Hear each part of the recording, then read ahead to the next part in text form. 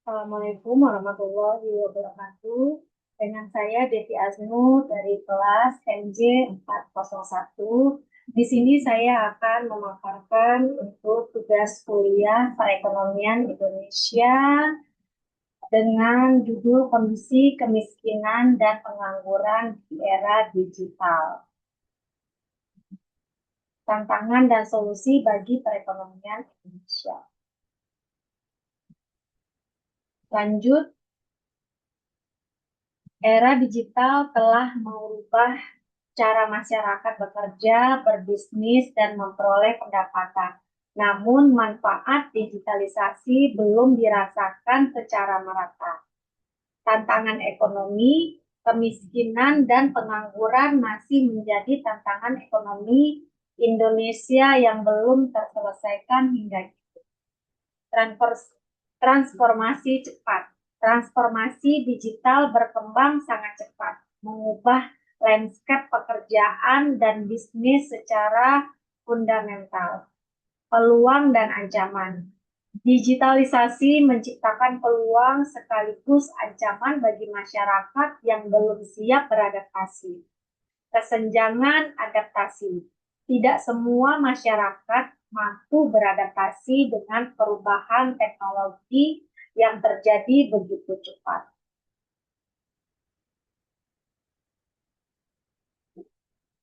Di sini kondisi kemiskinan Indonesia. Kemiskinan masih menjadi isu pembangunan nasional yang krusial. Kelompok rentan masih banyak ditemukan di pedesaan dan ketimpangan akses pendidikan serta teknologi memperparah masalah ini. Tren kemiskinan menunjukkan penurunan terhadap bertahap. Namun, pandemi COVID-19 sempat menyebabkan lonjakan signifikan pada tahun 2020. Di sini kita bisa lihat grafiknya ya, persentase penduduk miskin di Indonesia di bawah 9% menurut data BPS terbaru. Kondisi pengangguran Indonesia, berikutnya pengangguran terbuka masih terjadi di Indonesia. Lulusan sekolah dan perguruan tinggi menghadapi persaingan kerja yang ketat. Sementara banyak pekerjaan lama tergantikan oleh teknologi. Dari grafik kita juga bisa lihat Agustus 2003 sampai Agustus 2004. Menurut BPS, TPT Indonesia pada Agustus 2024 sebesar 4,91%, menunjukkan perbaikan dibanding tahun sebelumnya. Walaupun tingkat pengangguran mengalami penurunan, jumlah penganggur masih mencapai jutaan orang. Tantangan yang dihadapi bukan hanya jumlah pengangguran, tetapi juga kesesuaian keterampilan tenaga kerja dan kebutuhan industri digital. Teori ekonomi tentang kemiskinan. Menurut teori lingkaran kemiskinan, kondisi ini membentuk siklus yang terus berpeluang dan sulit diputus tanpa intervensi dari luar.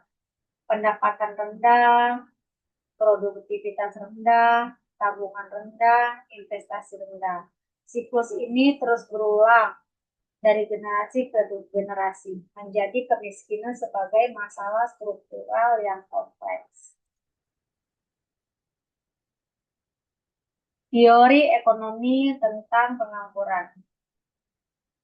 Friksional pengangguran sementara saat seseorang berpindah dari satu pekerjaan ke pekerjaan lain. Struktural ketidaksesuaian antara keterampilan yang dimiliki dengan kebutuhan pasar kerja.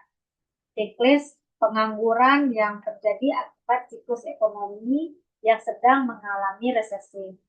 Teknologi pekerjaan digantikan mesin dan otomatisasi paling relevan di era digital. Era digital banyak memunculkan pengangguran teknologis karena pekerjaan diganti mesin dan otomatisasi menjadikan jenis ini yang paling relevan untuk dikaji. Dampak positif, lapangan kerja digital, muncul lapangan kerja digital baru di berbagai sektor ekonomi. E-commerce berkembang, UMKM lebih mudah menjangkau pasar yang lebih luas. Produktivitas meningkat, teknologi membantu peningkatan efisiensi dan produktivitas kerja. Dampak negatifnya, otomatisasi pekerjaan, otomatisasi menggantikan pekerjaan tertentu yang bersifat repetitif. Kesenjangan digital semakin meningkat antara masyarakat perkotaan dan pedesaan.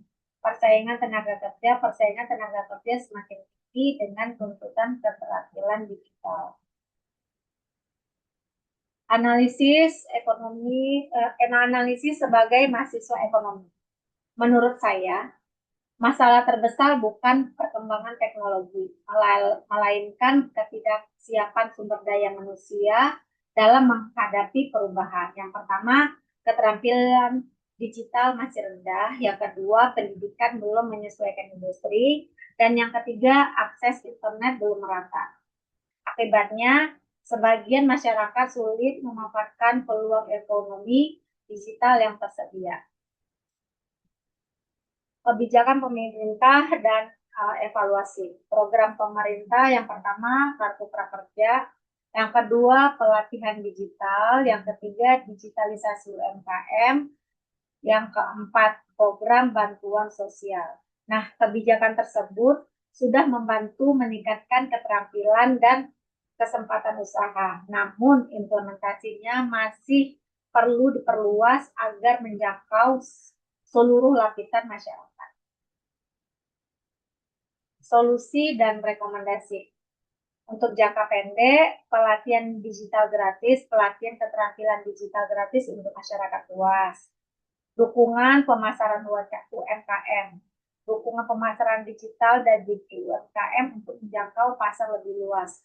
Dan yang ketiga, perluasan akses internet. Untuk jangka panjang, reformasi pendidikan. Yang kedua, perkembangan ekonomi digital. Dan yang ketiga, peningkatan investasi.